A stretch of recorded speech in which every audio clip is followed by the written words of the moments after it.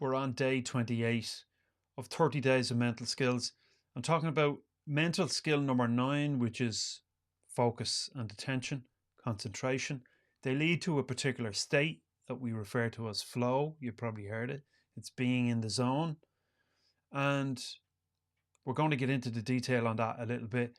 In particular, we're going to talk about present moment awareness and why being rooted in the present is a critical aspect of obtaining flow.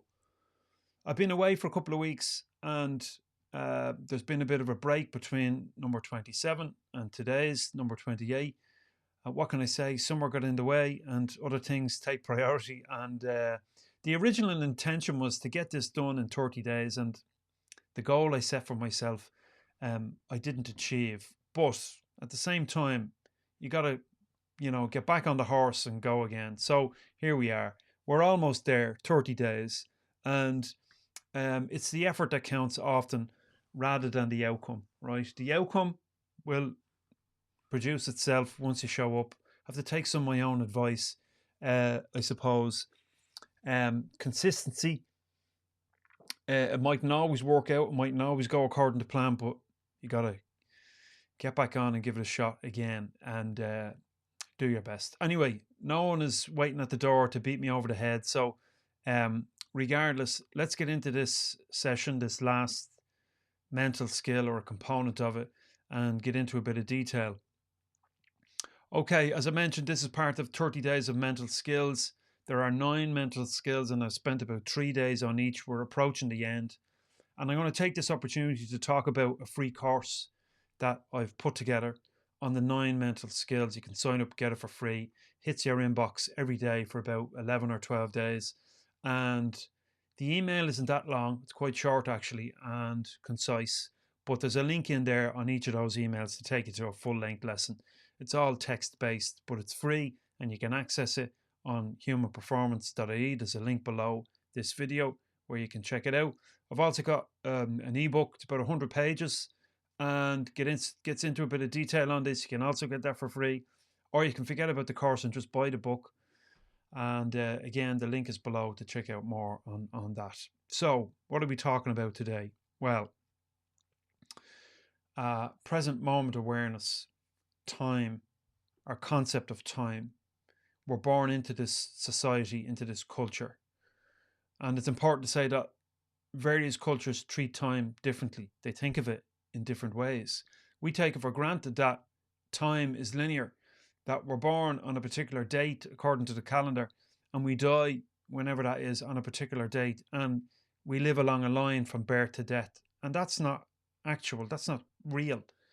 It's not true. Well, it's true if we believe it's true, but it wasn't always true, and it's not always true for every culture and every society that we encounter. The Hopi tribe, Native American Indians, for example, they believe time to be vertical, as existing on an axis, top to bottom, rather than left to right. But we think of our existence as being along this line. In scientific studies, we talk about the arrow of time. We talk about the third law of, there's a second law, the second law of thermodynamics, that all things fall into disarray, that chaos ensues, and everything just collapses into destruction and chaos, right? But that's not necessarily true either. So we have very much a linear psychology, a linear concept built into our psychology about our own existence. But what philosophies such as Zen and other forms of Buddhist teaching would suggest that there is no time and that we exist now, and that's all we have. And if we examine it, if we stop to think about it a little bit and to really experience what it is we call life, we would realize that perhaps this is true. The writer Annie Dillard, she wrote a book, well, many books, but one in particular, it's called The Writing Life. You'd read it on a weekend. There's a quote in there and she says, "How we live our days is, of course, how we live our lives." And so, in other words, when we hit a particular point in our lives and we reflect on that, is a consequence or a product of all of the moments that we've lived. So if you're stressed out, if you're uptight, if you're angry, if you're aggressive, if you're blaming the world for your own current circumstances, and this is how you exist, congratulations, that's your life. And when you reflect on it, that's what you've got. So what you do now is vitally important.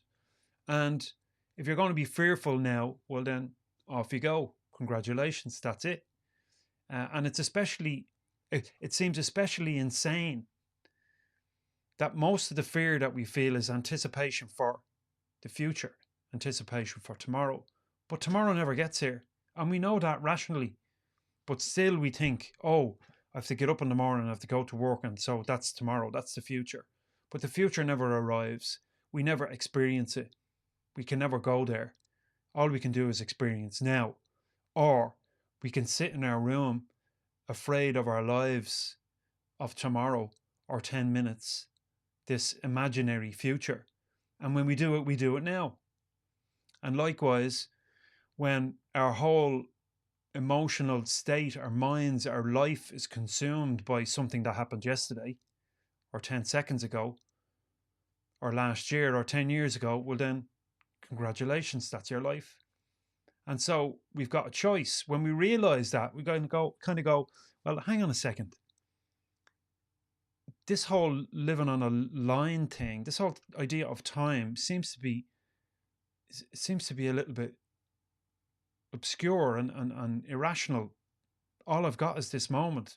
So what I do now is vitally important. We know this from studies in Zen. We know this from studies, from conventional contemporary studies and performance, that we know flow state leads to better performance. And when we're caught up in what the sideline thinks, what our coaches think, what our boss thinks, what our clients think, when we continually question our own behavior, and we're caught up in some imaginary world about whether or not we're doing the right thing, well, then we're not present. And so how can we ever be effective?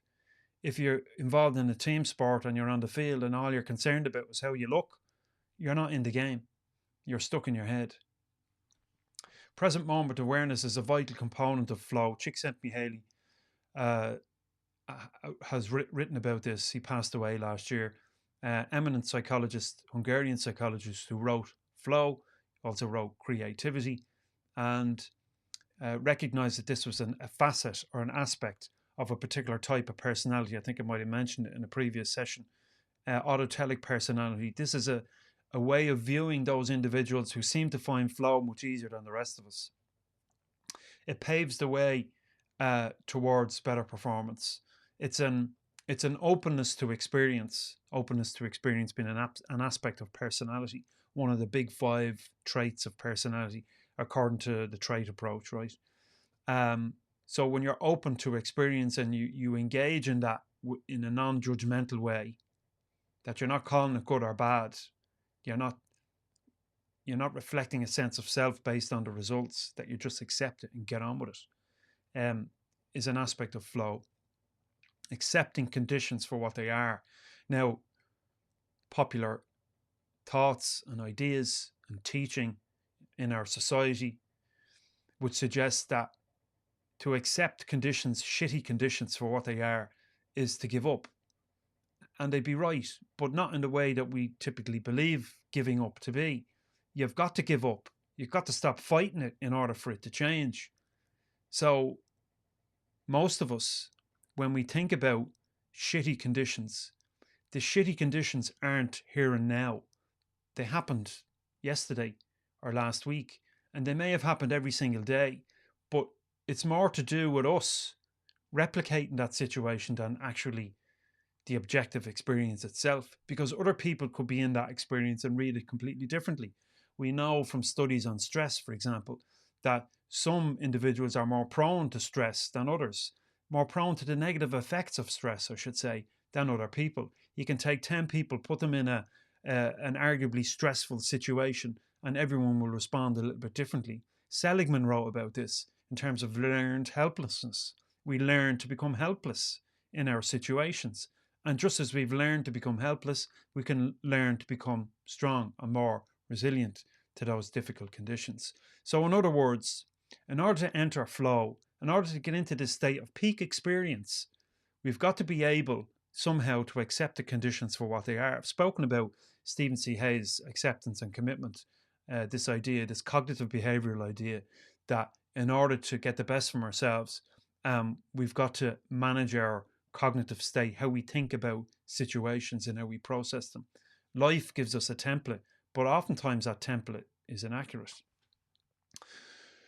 Okay, I could bang on about that night and day, but let's get into flow a little bit. So there are particular aspects of flow. One is complete concentration and immersion in the moment. It's where Csikszentmihalyi said, action and awareness merge, they become one. There's no difference. There's no moment of consideration on the part of the business owner, the performer on stage, the musician, the athlete. It's just bum, bum, bum, bum, bum. It all happens in and of itself, and we find ourselves to be a part of it, but only on reflection. When we're in it, it's just the experience. It's a complete awareness of the moment. No yesterday, no tomorrow, no 10 minutes time. It's just now. There's a loss of self-consciousness in this state. So there's no concern for oneself. There's no, oh, I wonder if I'm doing the right thing here. I hope I'm playing well. I hope I'm doing a good job, because I'm concerned for how that's observed and the type of feedback I get. That doesn't exist. So I'm not concerned for my own safety, maybe. I'm not concerned for looking bad. I'm just in it. So this dominant state of mind where we're constantly checking ourselves doesn't exist. Really important for flow. There's a particular enhancement or an enhanced feedback processing. So feedback is immediate. So the situation provides us with data, we process it, and we don't have to think about it. And our behavior changes to modify that. If you think about any fast field sport, where you look at those athletes, they don't stop to consider whether to turn left or turn right. They just do it. Their organism does it. And this is where training comes in. I've spoken and written before about Kahneman's System 1 and System 2. And that can explain this situation, this merging of action and awareness and choosing the right thing to do at the right time. Well, it's not consciously chosen. It's chosen by System 1. So System 1 is automatic, it's biased, it's the product of prior learning. And so you can train System 1 through deliberate practice, through slow, methodical thinking, processing, planning, and so on, and execution of the skills in such a way that when you arrive in the scene on the day of performance, that you just execute. And everyone who's ever learned anything and become good at it knows that this is the case. So there's no linear time in this situation. Flow state identifies that there's a transformation of time. Time speeds up, slows down, or even stops completely. This temporal experience disappears.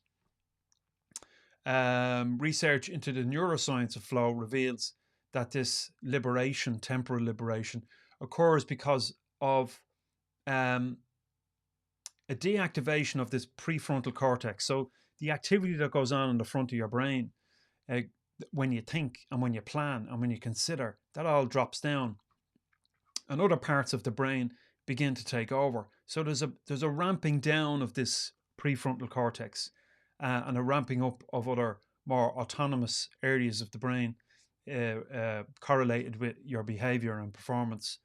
Recent studies, brain imaging studies, have recognized this also. There's a noted reduction in stress in this flow state, an optimal arousal and reduction in stress, enhanced attentional control. I read about a study conducted a number of years ago, a neuroscientific study on athletes, in particular Ronaldo, the soccer player. They put him in a room on a pitch, an indoor pitch, and they shot footballs from one side of the pitch over towards the scoring zone, and he was able to pull on those footballs and find the net. Now, maybe there's nothing remarkable about that, but they decided that they would modify the experiment and kill the lights. And so they did that, shot the ball from the same location, and in the dark, Ronaldo was able to time his strike of the ball, make a connection, and score. Would you believe that? Now, not every time, but a lot of times. And so his organism had learned through practice and dedication and training over decades to find the ball even when he couldn't see it. That his brain had become automatic when it came to performing his skill. So once we're highly practiced and skilled and so on, we can find flow much easier. Another important aspect to consider when we talk about flow is forgiveness of, your apparent errors. So being kind to yourself, not beating yourself up when you make a mistake, as we say. Because if you think about it, making a mistake is you stuck in the past. So you made a mistake yesterday, that's on your mind the whole time. You can't possibly get the best from yourself because you're not present. You're somewhere else. And in a game or in a stage performance, if that's there, forget about it. The game is up. You've lost already. So you got to develop this capacity in yourself to stay rooted right now. And it only comes through practice. Research by Moore in 2013 demonstrated that mindfulness, that present moment awareness, and actively taking yourself there, and meditation enhances your ability to access flow and develops this present moment awareness. To be able to hear the sounds in the room, to be able to notice yourself sitting in the chair, to be able to hear your breath going in and going out of your body, and to not be thinking about other things, all the things you should be doing. So if you're going to peel spuds, peel spuds. If you're going to sweep the floor, sweep the floor. If you're going to have a rest, have a rest. If you're going to take a break, don't be thinking about all the things that you need to do. Adding that into your practice, to your daily life, is important in order that you're more likely to hit those flow states when you're doing something you enjoy. Otherwise, you'll be somewhere else, always somewhere else, and never truly effective. Present moment awareness, awareness of your own organism, awareness of your own emotional state, awareness of the tactile, physical thing that you're doing right now is vital if you're to get the best from yourself. Flow state is a consequence of developed psychological skills. Over the next couple of sessions, day 29 tomorrow and day 30, I'll present to you a system, and a very simple system, in order to cultivate these 9 mental skills in yourself. If you've enjoyed these last number of sessions, stay tuned for that. I've also got some content, additional content to share with you on that. And it is simple. And it might seem so simple to be hardly worth doing at all. But that's the trick, you see. Now, I don't necessarily have this down to a fine art myself, although I do practice on a regular basis. Some days I miss certain things, I'll be honest. However, I know and I recognize that the more momentum I get with this practice that I'll share with you tomorrow and day 30, well, the better things seem to be. The more relaxed I seem to be, the better able to produce effective results.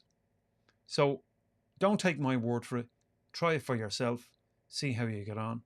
Develop better relationships. Be more purposeful in your work, more relaxed, more content, but yet effective. I think we have this thing within ourselves in Western industrialized cultures, especially where I'm from. At least this is my experience of it, that we're always doing something to get somewhere. and that we're always trying to achieve something, and we very rarely just immerse ourselves in something for the sake of it. And that's part of what we're talking about here. Okay, I'm going to leave it at that. Tomorrow's day 29. Going to start talking to you about a daily practice that you can use. Very simple one, simple but effective, that you can use to begin cultivating these 9 mental skills, psychological skills. So I'll see you tomorrow. Thanks for being here.